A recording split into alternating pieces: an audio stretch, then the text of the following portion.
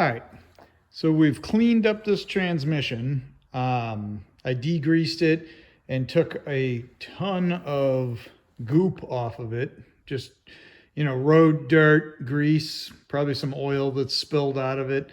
And I've got it cleaned up pretty good.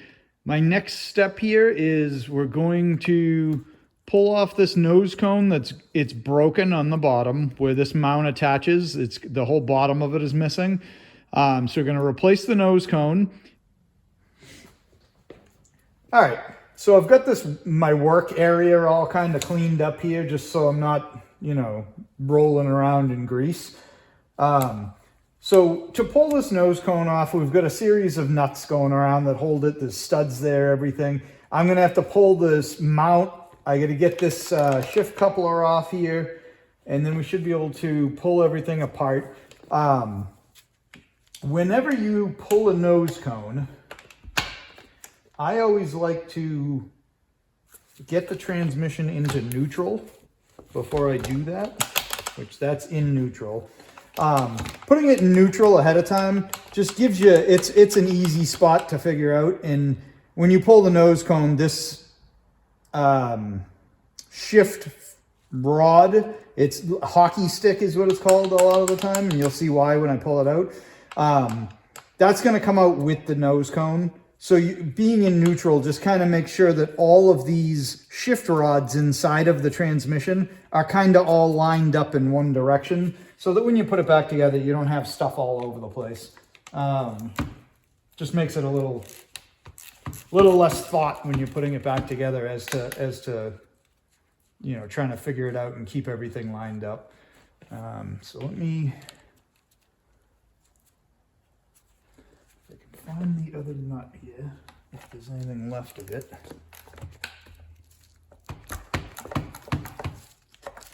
Yep, there you go. Don't even have to take the nut off. So this, you can really see here where this nose cone is broken. So there's no bottom to this. And if you look at the new one, here's a brand new one. Still in the bag, but you can see that it has a bottom to it. And that's the problem that caused this transmission to get pulled, other than, the obvious cleanup of the chassis, is this bottom hunk had cracked off. And what was happening is these two nuts would continue to loosen up, and the entire transmission would lift up as you're driving and smack the bottom of the bottom of the shift rod would smack the inside of the tunnel. All kinds of stuff like that was happening. So, it's long overdue. I've known the car for, 30 years I've known of this car and worked on it and stuff. And it's had this issue the entire time I've known the car. So, all right. So it's long overdue. So now we've got this series of nuts. I'm going to use the gun just to make it easier.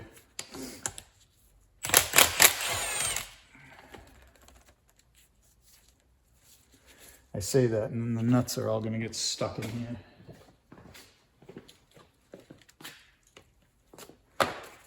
They're not on very tight anyway.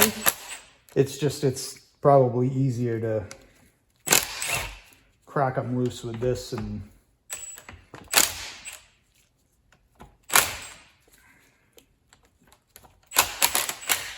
I didn't clean this nose cone at all.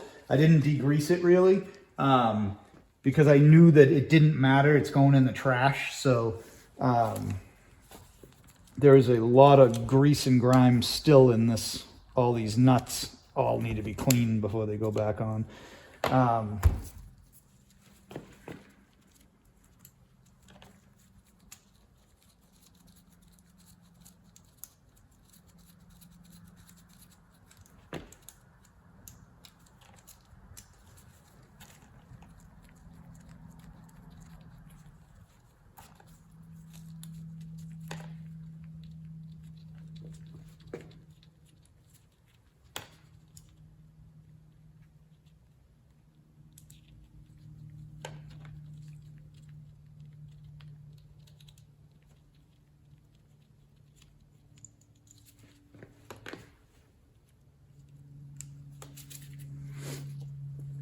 All right, all the nuts have been removed.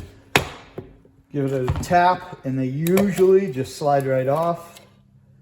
Gasket pulls apart. Gonna get a little bit of oil out of there. And this is one of those jobs in this area, you really want to try to keep this as clean as you possibly can as you're taking this apart. Get this rod out.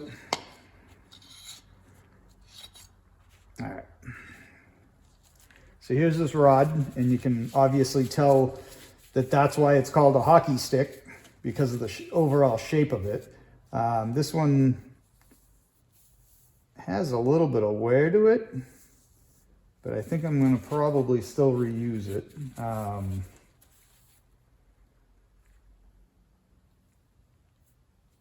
I'll check it in the new one and see how it slides. But at this point, you can see, so these are all the shift rods here. Get the light at a position where you can see but not be blinded. So these are all shift rods right there. And by having it in neutral, if you look at it from this angle, you can see that they're all basically in a straight line there. When you put it in gear, each rod moves back and forth. Some are in, some are out. It just depends on how this hockey stick makes contact with it and which one you're pushing in and out. At this point, you're in neutral. That's why when you move a Volkswagen shifter and you have that large swing back and forth in neutral, it's because you're getting through all of these. This is third and fourth. This is first and second, and this would be your reverse.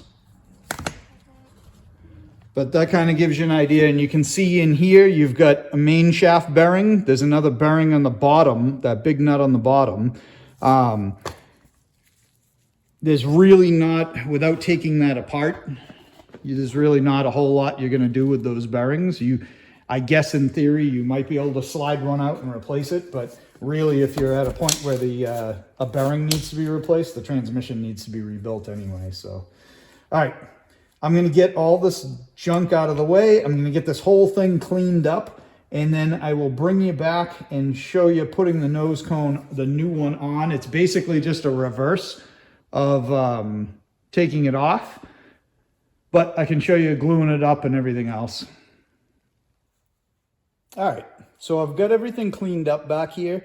I've got the gasket surface all cleaned. I've got all of this kind of, any kind of pieces of gasket or paper or anything else that was jammed in here. I had some thick oil that was stuck in here, so I kind of cleaned all that up and rubbed it down. I have my new nose cone. I've test fit it. It fits perfect on there. The new nose cones come with a hole for a backup light switch. So basically it's like the nose cone from a 68 and newer pretty much, but they fit the earlier stuff too, as long, down to 1961. So there's not much to put in this on. You'll notice on the backside here, there's this channel that runs up and around and has a hole in it. That's actually a vent for the transmission. So you want to make sure everything's kind of clear through here and everything if you're reusing a nose cone. Say you're replacing a gasket maybe. And then this hole comes out here. So if you flip this transmission over when it's filled with oil, eventually oil will start leaking out of this hole. But just wanted to point that out. A lot of these will come with, so the original one for this year transmission would have just had like a brass bushing in here. This one has a rubber seal. The shaft, the shift shaft, the hockey stick is not, generally they don't, let me see, but yeah, it doesn't want to fit past the seal. They're kind of a little tight getting on there when they're in. So what I like to do, if I might have to just use this. I don't have like a punch or anything sitting here. Is just give it a tap. There we go. To pop the seal out. You can see the seal's got, typical seal has a spring on this side to keep this tight up against the shaft. Relatively simple. Obviously it does have a bushing in there, but not a bushing all the way to the end. The early ones don't use a seal, is what I was trying to say. So with this, I am going to get some grease into here. So everything's lubed pretty good to start with.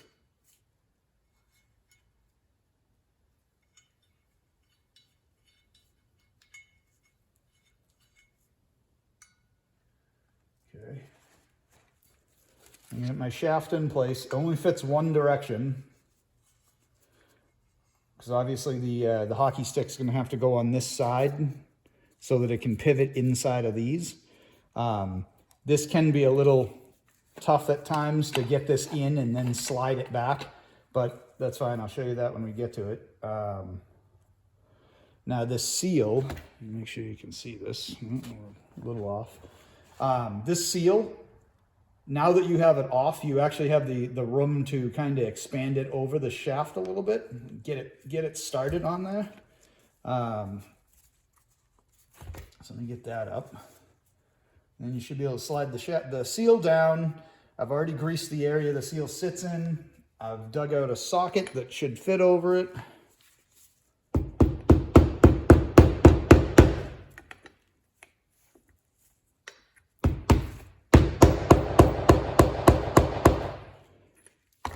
And that's it. So all I did is I just got a socket that would fit over the shaft, so it's only touching the seal. Just drive the seal in. I'm sure there's other people out there that are able to easily pop these in, but I never have much luck with it, so that's the way I do them. Not that I do a ton of these, but the few times I've done them, that's how I've always done it. All right, let me clean this up again, because I just got some grease on it. And then we'll get a gasket ready, and we'll get this thing mounted. So you just want to make sure whenever you're putting something together that has a gasket and it's stopping fluids of any kind coming out, you just want to make sure the sealing surface is really clean, just so that everything, sits in there and doesn't leak. If you had to, you could take some fine sandpaper on this. If it wasn't flat, I mean, it's brand new, so it should be flat, probably I should check it, but I'm not going to. And lay some sandpaper down and kind of just go back and forth to flatten the surface out. To do something like that on this is a little more difficult when everything's in there, but you could do that just to smooth it out if you had a couple scratches, or, it seemed like it was warped or whatever. If it's warped, I mean, these are relatively cheap, just get another one. But all right, so we'll tuck that out of the way. I've got my new gasket here. And this gasket is going to go on, which way is this?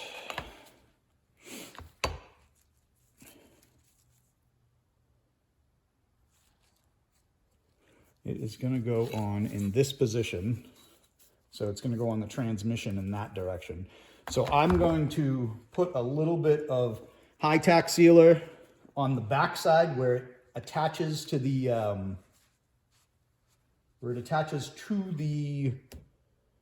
nose cone.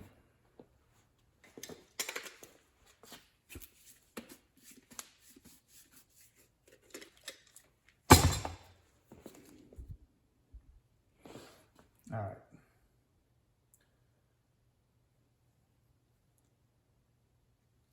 And all this stuff it's just a thin sealer that it's pretty tacky. So stuff like this, I like to use it. It doesn't add any thickness to this gasket really, or at least any measurable thickness to this gasket. So it's not gonna, move anything from a spot where it's not supposed to be. It's just kind of hold it in there, mostly so that I can get the thing in place without bending it and folding it up. But it does do a little bit to, stopping leaks. It's a paper gasket. I'm sure Volkswagen put them in there with nothing, which is fine. You could do that too if you're comfortable with that.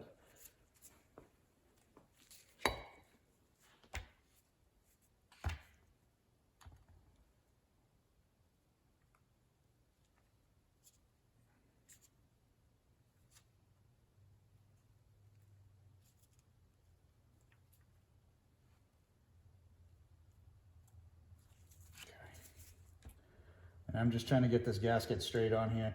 It's actually bent, so it probably would have been easier to put it on this side first, but it's just from being in the package, it got a little wrapped up here, and then I'm gonna do the same thing on this side. I just, when you put the gasket on the transmission first and then try to put the goop on this side of it, everybody's different, but I have a tendency of getting this stuff all over everything in here, so I try to do it on the outside, just so that I don't get it everywhere. And you still, I mean, this stuff's got like, it's basically like spider webs coming off of it that ends up kind of gooping all over, but it dries kind of quick, and it's going to dry long before I put any gear oil in this transmission anyway. If you were doing this and the car was going to go right back into service, you probably want to let it sit for a little bit just to make sure that everything kind of cures before you go throwing oil into it and stuff.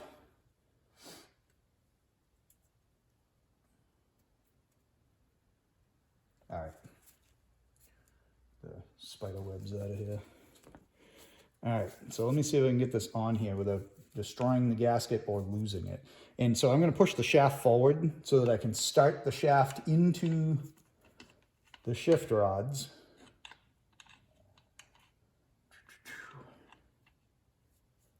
And then should be able to just slide this back. Hopefully not catch the gasket too bad. And that's it. Make sure this moves correctly before you spend too much time tightening everything down. I'm in neutral. I left the transmission in neutral to start with, so no problem there. Got washers and nuts going all the way around. If I can get them started.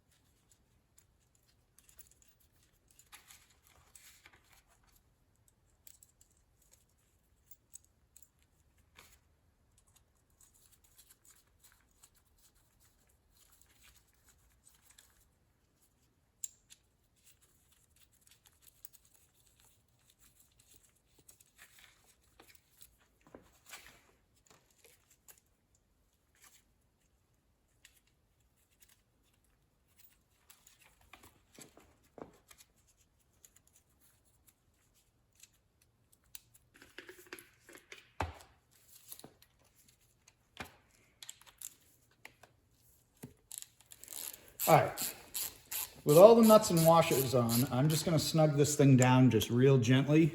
And I'm gonna go in kind of a crisscross pattern just so that you're not flexing this whole thing. You don't wanna just crank the thing down and work your way around a circle. It's like putting on a wheel or anything else that you do that's, you know, got this type of a bolt pattern going around.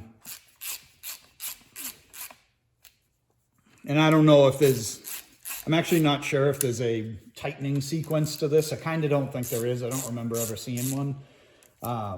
But, okay.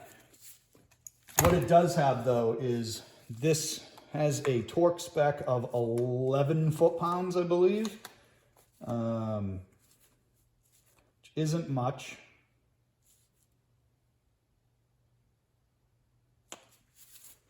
So we'll get this crank down to 11. I don't know, I don't know if this is useful, but when you're using a torque wrench, every time you add an extension or anything like that on there, you're actually making it slightly more inaccurate. So you really, ideally, you would put a socket on a torque wrench and get right up on this and tighten these down. I don't know if people know that or not, but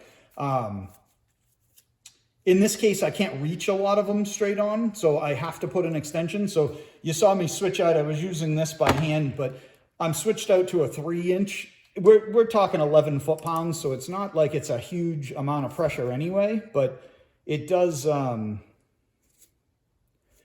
make a difference on torquing stuff.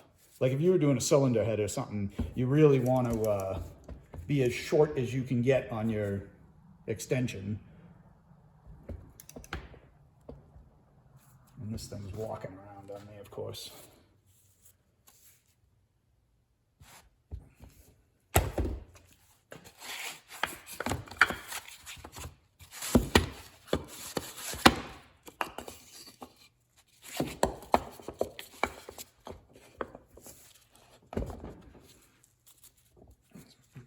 that's a little more secure. And when you use your torque wrench, there's a handle on it for a reason. Don't grab up in here. Don't grab, where you're not supposed to. There's a reason you're supposed to be torquing it, or you're supposed to be holding it in a certain position, and it's to make it accurate.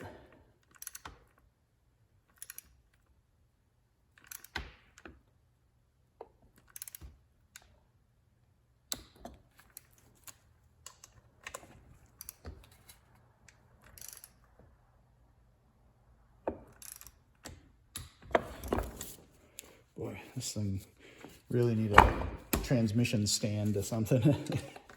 Things walking around.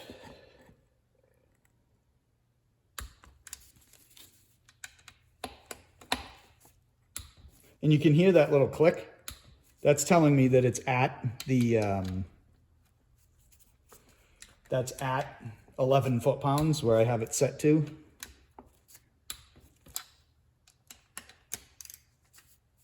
This one's really loose.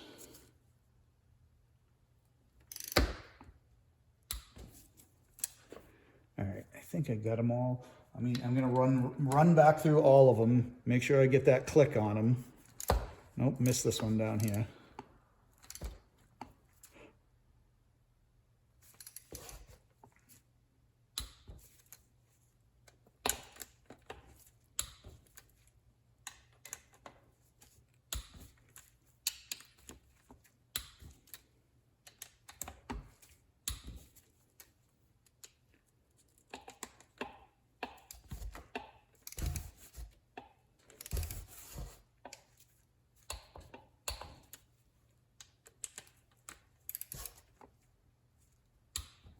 Okay, so that's everything tightened down on that. Also, here's another torque wrench tip. When you're done using a torque wrench, if you're not immediately going to pick it up and use it again, you're always best to set it back to, usually they'll have there's a little spot that says stop in there, or 0 or whatever it is. I always like to wind them back down, because the longer you leave it with tension in it, the more likely the chances something happens to it and it's just not as accurate later on. I don't have any way to have that calibrated necessarily, so if it ends up with a problem later on, I'm not going to know about it until I just buy a new one if that isn't actually torquing correctly. So there you go. There's putting a nose cone on. I'm obviously, because I have this hole over here, I'm going to have to put a backup light switch in this. The transmission didn't originally come with it. No big deal to throw one in there. It's just going to be in there hanging out. I don't have to run any wires to it or anything. It's basically just a plug to stop stuff from getting in there and oil from coming out. So, okay, so I went upstairs and grabbed a backup light switch. The way these switches work, it's literally just a little plastic plunger that when you push this plunger in, it connects these two terminals internally and allows current, whether it's positive, negative. I'm not actually sure how these are wired, to be honest with you.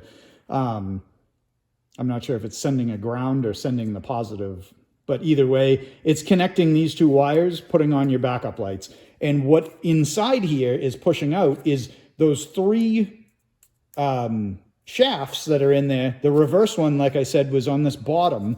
When you put this into reverse and you pull it back, that shaft comes back and will push this button in, turning on the backup lights.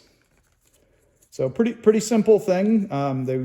They work well. I don't recall ever replacing one because it was no good, but I suppose that could happen. This is a plastic one. I don't know if OE is plastic or not. I don't know. I can't remember. But the internals on this, at least the button in the top, this top plate is plastic. And I'm just going to throw a little bit of Teflon tape on here.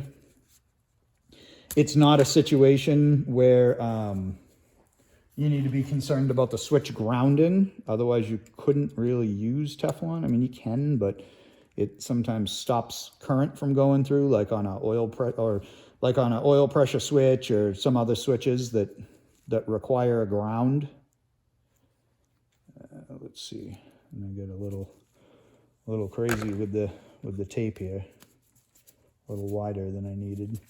All right, that off there.